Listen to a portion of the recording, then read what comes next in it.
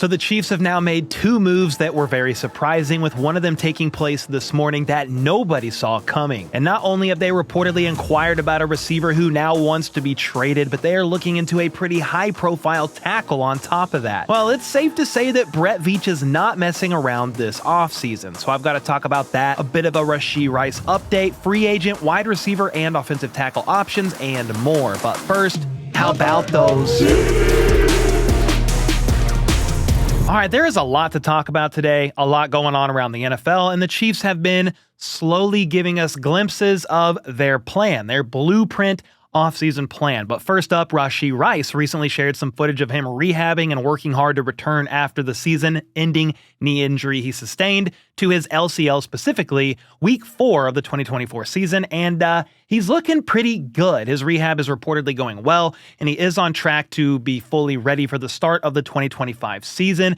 The only problem is, even if he is 100% healthy, he has a high percentage chance of starting out suspended. Everyone knows about the car crash and flea situation that happened back in the offseason of 2024, and because of that, he's most likely going to miss a few games. I don't know how many, but he's probably going to start the season suspended. We do have an update, though, to a certain extent about his legal situation. For those wondering, though, it was recently reported that Rice's attorney, Texas Senator Royce West, was granted a legislative continuance in one of his two civil cases. So this is regarding one of Rice's two civil cases, and the continuance happened in January so that he could fulfill his duties as a state senator before any trial begins. Well, the current session of the Texas legislature runs from January 14th through June 2nd, and as of right now, a new court date for Rice has not yet been set, but per state law, the civil case cannot be continued before 30 days after the end of the legislative session. So it looks like it's going to be months before we find out anything regarding that particular civil case.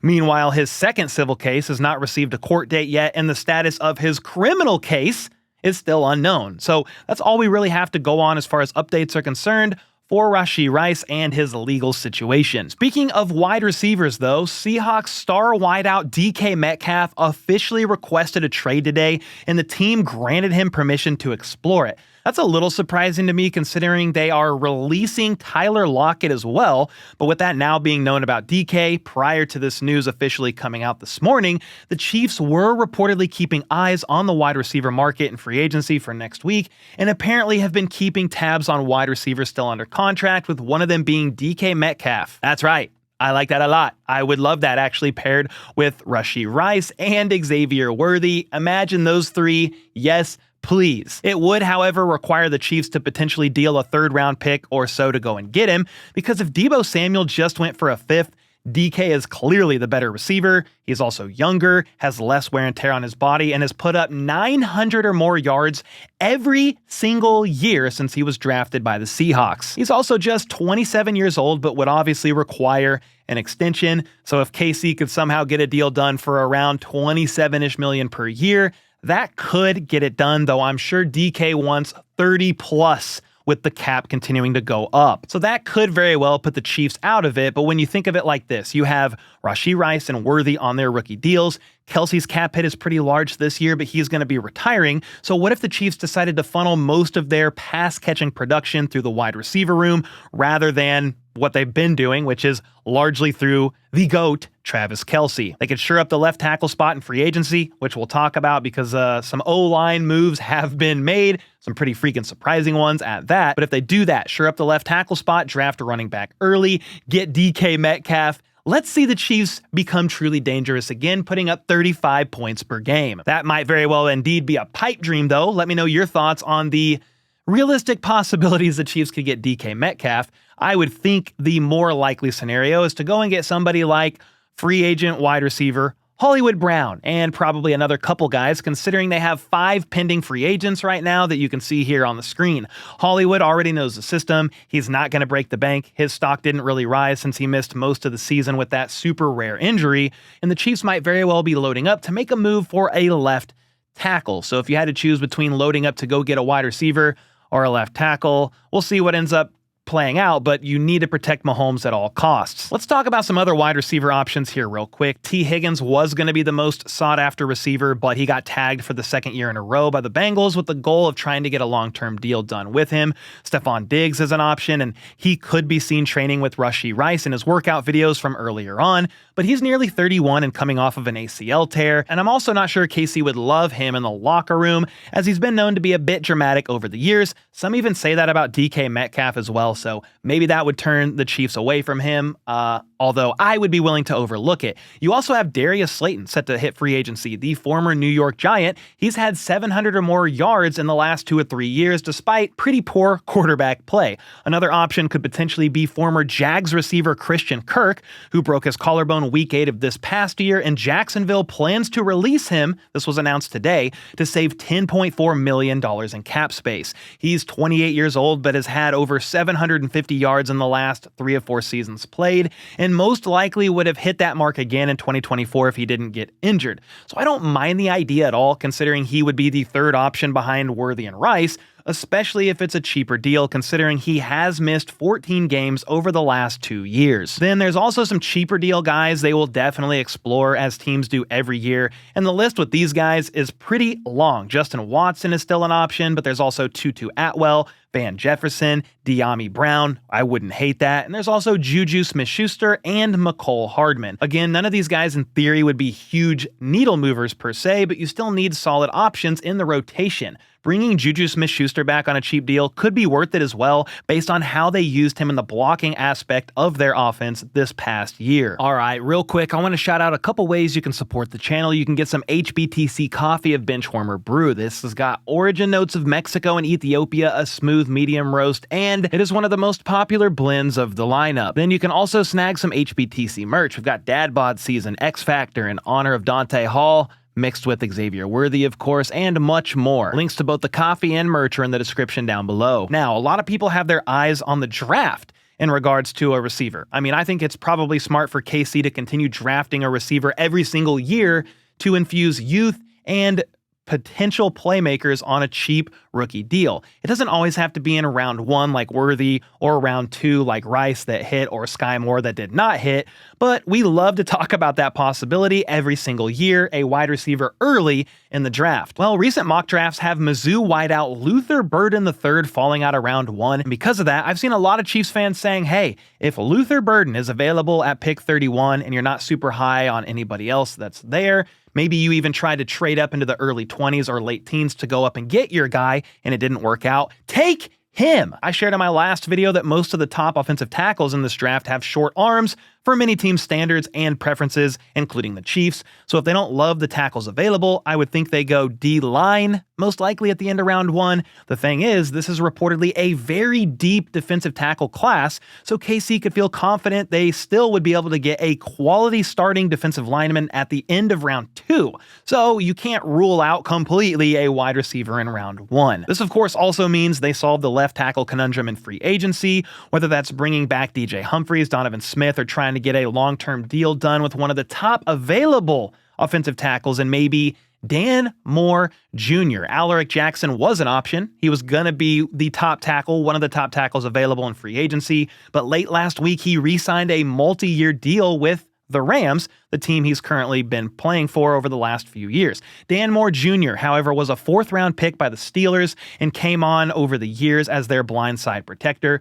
The positives of Moore is that he's only 26 years old, was penalized at one of the lowest rates of any tackle last season, and as Chiefs fans, we all know we love to not see flags. If we look over on the opposite side of the O-line, having them not thrown on the left side would be great. And then also Dan Moore Jr. had a better overall grade than any lineman that started for KC on the left side last season. I guess that's kind of a low bar, but you know what I mean. He also had a better pass blocking grade than everybody aside from Jawan Taylor.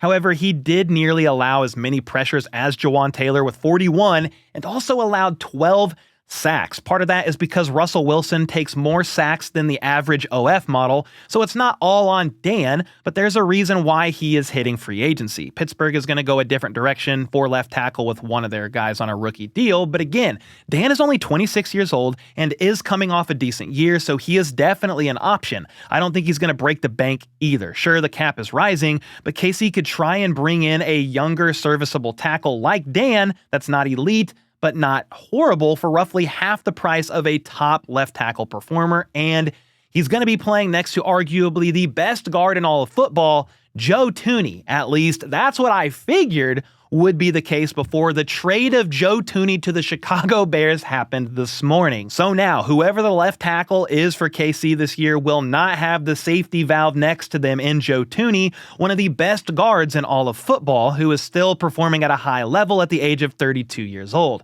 Well, the Chicago Bears agree. They like him a lot, and they wanted him to block for their franchise rookie quarterback in Caleb Williams. This is actually the second trade GM Ryan Poles, formerly employed with the Chiefs before becoming the GM of the Bears, made to rebuild the O-line in 24 hours. They gave up a 2026 fourth-round pick, by the way, to go and get Joe Thuney, and will also most likely extend him to something around $20 million a year. I'm actually a little surprised that the Chiefs couldn't get a draft pick for this year. A 2026 fourth-round pick kind of hurts, if I'm going to be honest.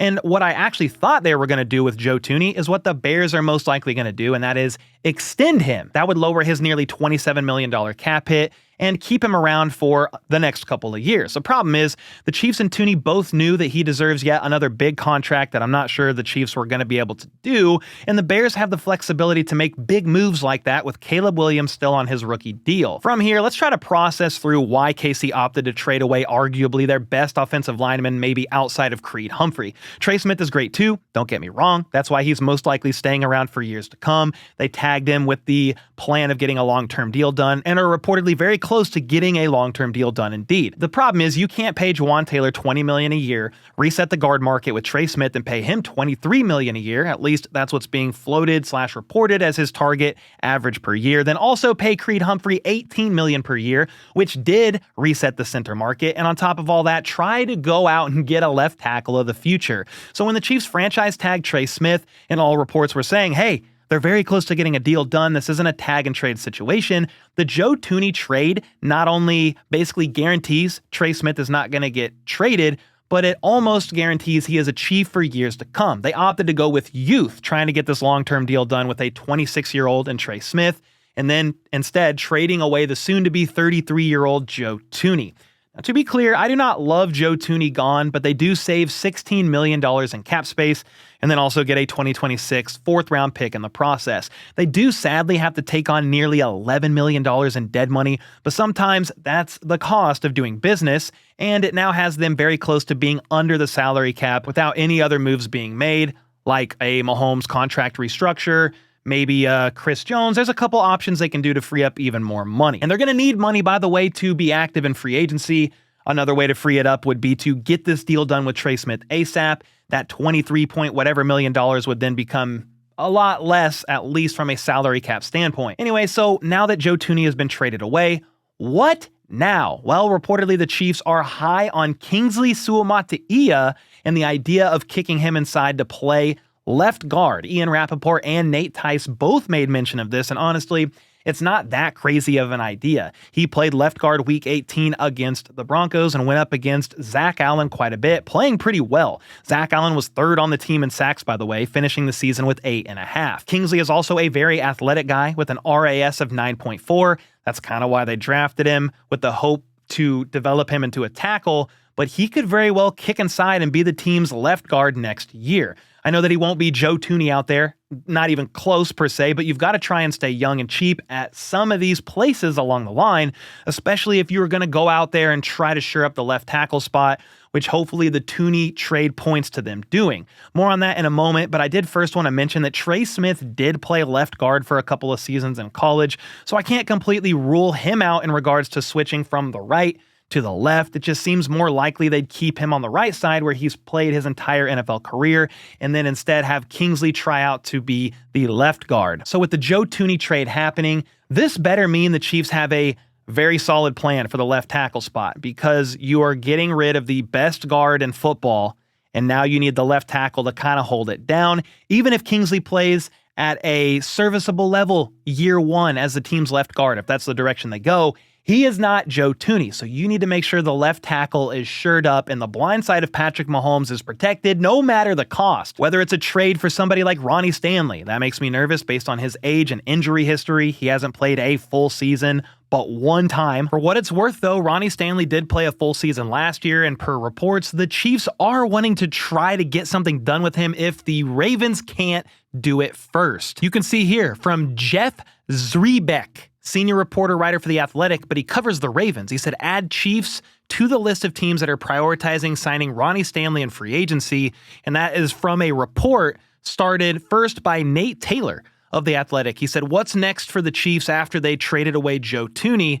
They plan to sign Trey Smith to an extension and acquire a new left tackle targeting Ronnie Stanley. The reasoning for that is the 9-year veteran is the best left tackle available on the market. That is, if he doesn't get a long-term deal done with the Ravens. And the Chiefs believe that his experience and value in both run and the pass game when healthy are why they believe he can be a major upgrade at the position and also be a dependable starter for multiple years. So it seems like they are willing to do almost whatever it takes to go and get Ronnie Stanley, at least at this point in time. Now, another option, if you don't like the Ronnie Stanley route or he is just not available, would be to go the free agency route, and I guess that could be Dan Moore Jr., as I discussed earlier, or maybe even Cam Robinson, although he will be 30 in October. You could also go the route of the draft, use multiple picks from the Snead trade, the Joe Thuney trade, to move up and get their left tackle of the future. Either way, shoring up the left tackle spot is now top priority in my opinion, and it's not even close. Something else that might not be a priority for the Chiefs is bringing back pending free agent safety Justin Reid. Nate Taylor of The Athletic said on his podcast with KCSN last night that he doesn't see Justin Reid's return happening, probably in part because they drafted Jaden Hicks last year, one of the best, if not the best, safety in that entire draft class. Well, Justin Reid himself actually replied to that on X. KCSN shared this graphic after Nate said that, saying it's unlikely the Chiefs re-sign safety Justin Reid per Nate Taylor.